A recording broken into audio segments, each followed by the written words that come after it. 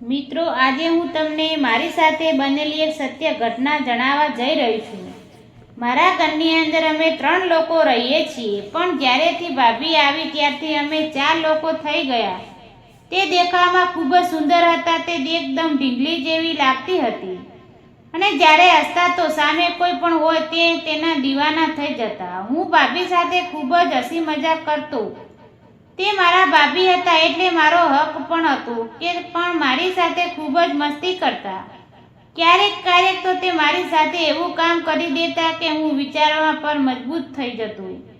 તે મારું ખૂબ જ ધ્યાન રાખતા હતા. દિવસ અમારા બંને સિવાય ઘરે કોઈ ન હતું. ભાભી પોતું મારી રહ્યા હતા અને હું નાહીને બહાર આવ્યો. હું મારા રૂમમાં જઈ રહ્યો હતો ત્યાં અચાનક મારો પગ લપસી ગયો અને હું જમીન ઉપર તડામ દઈને પડ્યો. ભાભી દોડીને આવ્યા અને મને ઊભો કરવા લાગ્યા, પણ તેની સાથે પણ એવું થયું.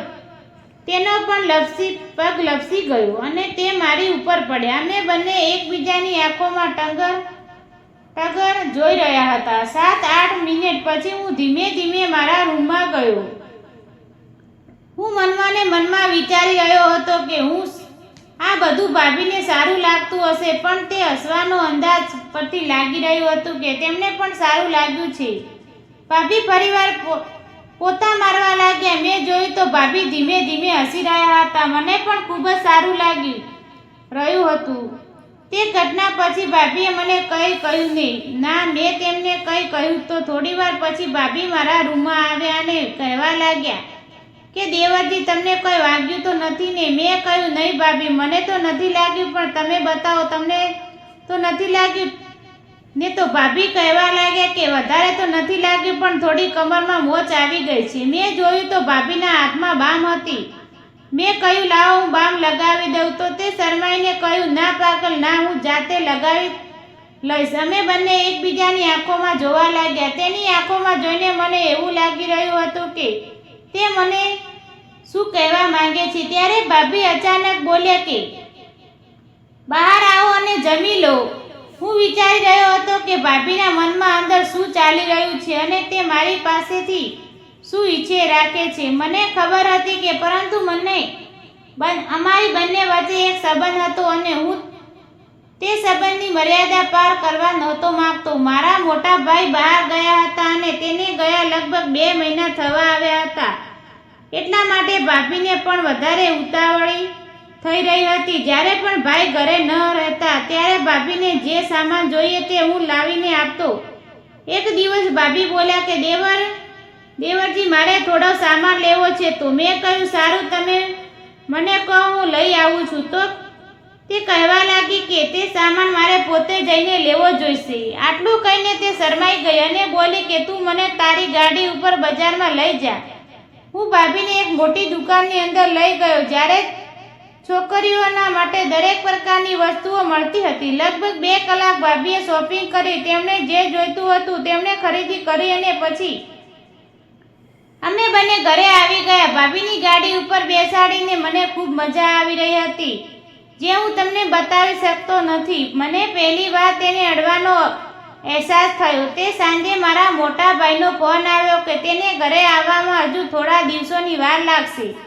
ભાભીની વાત સાંભળીને ભાભીને મન ઉદાસ થઈ ગયું. મને ખબર હતી કે ભાભીને શું જોઈએ છે, પણ મારા મોટા ભાઈ તે વાત સમજી શકતા ન હતા. મારા મનમાં એક વિચાર આવ્યો કે હું મારા ભાભીને ખુશ કરી દઉં.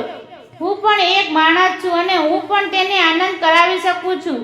પરંતુ ભાભી સાથે વાત કરતા હું ડરતો હતો અને મને શરમ પણ આવતી હતી, કારણ કે મારી વાત સાંભળીને તે મારા વિશે વિચારશે. રાતના લગભગ 8 વાગી રહ્યા હતા. મમ્મી જમીને પોતાના રૂમમાં સૂવા માટે જતા રહ્યા હતા. ભાભી અને હું બિલકુલ એકલા હતા.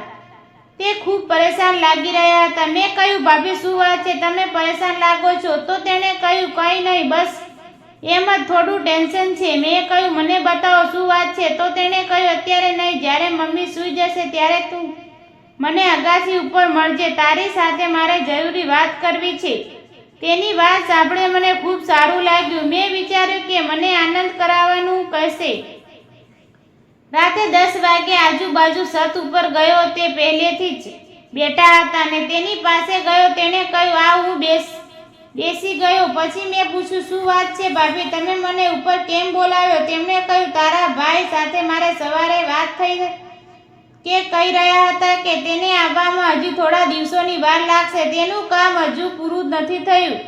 તેના કામમાં વધારે ધ્યાન આપશે. મને થોડાક સમય કે પ્યાર નથી આપતો. જો મને તે પ્રેમ કરતો હોત તો અત્યારે આવી ગયો હોત. હવે હું બતાવ કે શું કરું. અત્યારે મને હરવા ફરવાનું અને આનંદ કરવાનું ખૂબ જ મન થાય છે. તો હું મારી પોતાની જાતને ક્યાં સુધી રોકી શકું? મેં કહ્યું, કંઈ સમજાયો નહીં. તે ચૂપ થઈ ગઈ. મેં કહ્યું, ભાભી તમારી વાત તો મને મતલબ સમજાવો. ભાભી બોલી, તે મતલબ છે એ છે તમે સમજી રહ્યો છો? વાત કરતા કરતા તે બિલકુલ મારી નજીક બેસી ગયા. તેણે કહ્યું, સારું કે વાત જણાવો.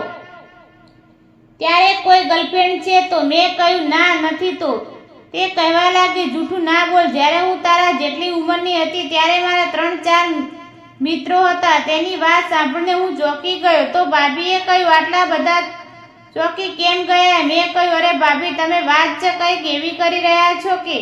તો ભાભી કહેવા લાગી કે બે તો ફક્ત નામના ફ્રેન્ડ હતા, પણ હું મોહબ્બત તો એક સાથે જ કરતી હતી. મેં કહ્યું, તો તેની સાથે તમે લગ્ન કેમ ન કર્યા? ભાભી બોલ્યા, હું તેની સાથે લગ્ન કરવા તૈયાર હતી, પરંતુ તેણે લગ્ન માટે ના પાડી દીધી.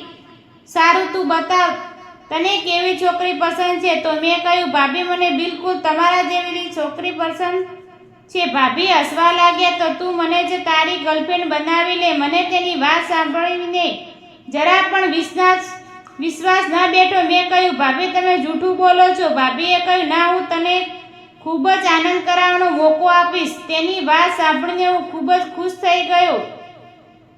મેં તરત જ હા કરી. તો ભાભીએ મને કહેવા લાગ્યા, તારે એક વાતનું ધ્યાન રાખવું પડશે. જ્યારે તારા ભાઈ ઘરે આવી જાય ત્યારે તારે મારી સાથે વધારે વાતચીત ન કરવી, નહીંતર તેને તારા ઉપર શક થઈ જશે. મેં કહ્યું, ઠીક છે. હવે ખૂબ જ મોડી રાત થઈ ગઈ હતી. અમે બંને સુવા જતા રહ્યા. સવારે જાગીને જોયું તો મમ્મી બહાર જઈ રહ્યા હતા. મમ્મીને પૂછ્યું તો મમ્મીએ કહ્યું, તું ભાભીનું ધ્યાન રાખજે. હું તારા મામાના ઘરે જઉં છું. તેમની ત્યાં વાસ્તુ પૂજનનું કાર્યક્રમ છે. આટલું કહીને મમ્મી જતા રહ્યા. હવે ઘરમાં હું અને ભાભી બિલકુલ એકલા હતા. હું સોફા પર બેસીને ફોન જોવા લાગ્યો અને ભાભી નાહવા માટે ગયા હતા. થોડીવાર પછી તે બહાર આવ્યા અને પોતાના રૂમમાં જતી રહી. મારી નજર વારંવાર ત્યાં જતી હતી. પછી ભાભી બહાર આવ્યા અને મારા હાથ પકડી તેના રૂમમાં લઈ ગયા. મેં ભાભીને કહ્યું કે હવે તો તમે મારા ફ્રેન્ડ બની ગયા છો, એટલે આપણે રમત પણ રમી શકીશું. મારી વાત સાંભળીને તે મુસ્કરાવા લાગ્યા અને કહ્યું, હા જરૂર, કારણ કે આજની રાત મારી જિંદગીની યાદગારી રાત હશે. આવી મજા મને પહેલે ક્યારેય નથી આવી. હવે જરા પણ હું અને ભાભી ફ્રી રહેતા ત્યારે રમત રમતા. વિડીયો પૂરેપૂરો જોવા બદલે તમારો ખૂબ ખૂબ આભાર અને ધન્યવાદ.